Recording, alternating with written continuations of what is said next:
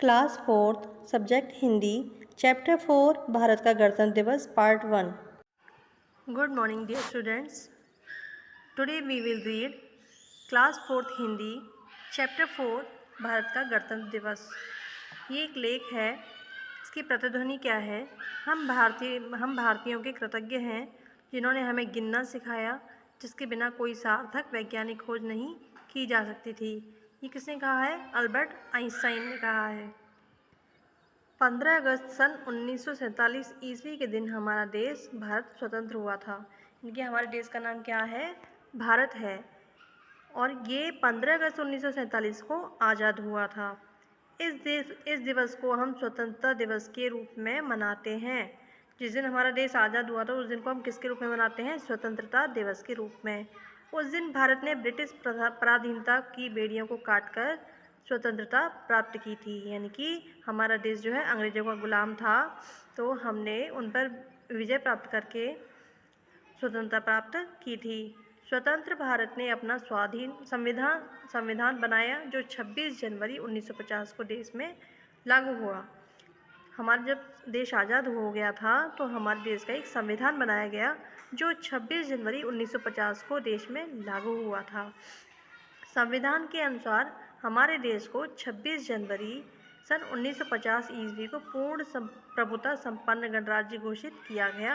यानी कि हमारे देश का संविधान कब लागू हुआ था? 26 जनवरी 1950 को, और इसको पूर्ण प्रभुता संपन्न गणराज्य घोषित कर दिया गया।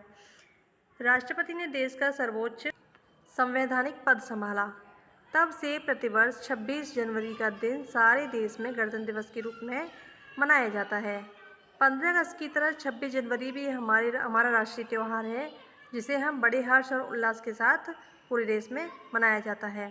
यानी कि हमारा देश जो है हमारा देश 26 जनवरी को क्या मनाता है? गणतंत्र दिवस के रूप में मनाता है।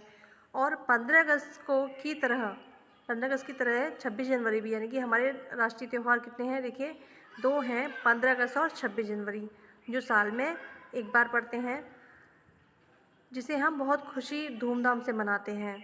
हमारे देश के इतिहास में गणतंत्र दिवस का भी उतना ही महत्व है जितना कि स्वतंत्रता दिवस का। यानी कि गणतंत्र दिवस कब मनाया जाता है? 26 जनवरी को, और स्वतंत्रता दिवस कब मनाया जाता है? 15 अगस्त को। तो इन दोनों का बहुत ही ज़्यादा महत्व है। गणतंत्र दिवस की तैयारी काफ़ी दिन पहले से शुरू हो जाती है। वैसे तो यह पूरे देश के भिन्न भिन्न राज्यों की राजधानियों तथा विदेशों में भारतीय दूतावासों में उल्लास के साथ मनाया जाता है। यानी कि देश विदेश के कोने कोने में इस त्यौहार को बहुत ही खुशी के साथ मनाया जाता है। किंतु देश की राजधानी होने के कारण दिल्ली में विशेष समारोह होता है। राष्ट्रपति भवन से लाल किले तक दर्शक परेड देखने के लिए सवेरे से ही जमा हो जाते हैं। यानी कि वहाँ पे बहुत बड़ा प्रोग्राम होता है, समारोह मनाया जाता है, और वहाँ पर राष्ट्रपति भवन के सामने राष्ट्रपति भवन से लेकर लाल किले तक दर्शक परेड के देखने के लिए इकट्ठे हो जाते हैं। राष्ट्रपति अपनी घोड़ों वाली बग्घी में बैठकर राष्ट्रपति भवन से विजय चौक तक जाते हैं। ये कहाँ तक जाते हैं? विजय चौक तक जाते हैं।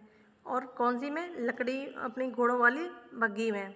यहाँ वे राष्ट्रीय ध्वज फहराते हैं। आपसे पूछा जा सकता है कि लाल किले पर राष्ट्रीय ध्वज कौन फहराता है? तो ये राष्ट्रपति जी फहराते हैं। उन्हें 21 तोपों की सलामी भी दी जाती है। इसके बाद जल, थल और वायुसेना के जवान मार्च करते हुए राष्ट्रपति को सलामी देते हैं। उनके साथ बैंड की धुन भी बजती है। यानी कि जल, थल और वायुसेना हमारी 3 सेनाएं हैं। जल सेना जो जल के अंदर रहती है, वायुसेना जो लड़ाकू विमान यानी कि आसमान में रहकर लड़ती है, और जो थल सेना यानी कि पृथ्वी पर रहकर, जैसे कि पुलिस, आर्मी, ये सभी थल सेना है। जल सेना यानी कि नेवी जो होते हैं, और थल सेना मीन्स वायुसेना के जो जवान होते हैं। तो बच्चों, आप यहाँ तक इस वीडियो को ध्यान से सुनेंगे और अच्छे से समझने की कोशिश करेंगे।